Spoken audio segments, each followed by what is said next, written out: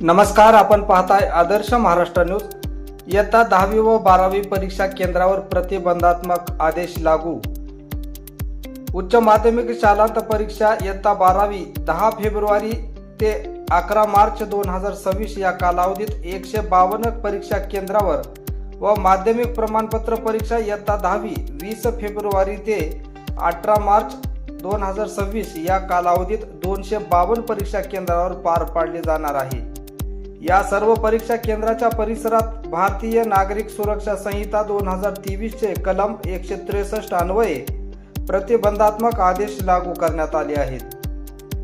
परीक्षा कालावधीत परीक्षा केंद्रावर व परिसरात गर्दीमुळे कोणताही अनुचित प्रकार घडून कायदा व सुव्यवस्थेचा प्रश्न निर्माण होऊ नये यासाठी भारतीय नागरिक सुरक्षा संहिता 2023 चे कलम 163 अन्वये या परीक्षा केंद्राच्या 100 मीटरच्या परिसरात प्रतिबंधात्मक आदेश जारी करण्यात आले आहेत।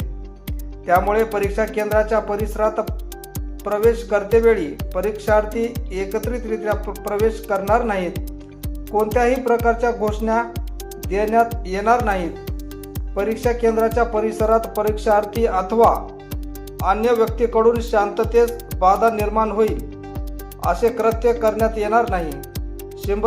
100 मीटरच्या परिसरातील झेरॉक्स सेंटर्स, पानटपरी, टायपिंग सेंटर, एसटीडी बूथ, ध्वनिक्षेपक इत्यादी माध्यमे आदेशाची मुदत संपेपर्यंत बंद राहतील। परीक्षा केंद्राच्या परिसरात mobile phone, cellular phone, email व इतर प्रसार माध्यमे घेऊन प्रवेश करण्यास मनाई असेल।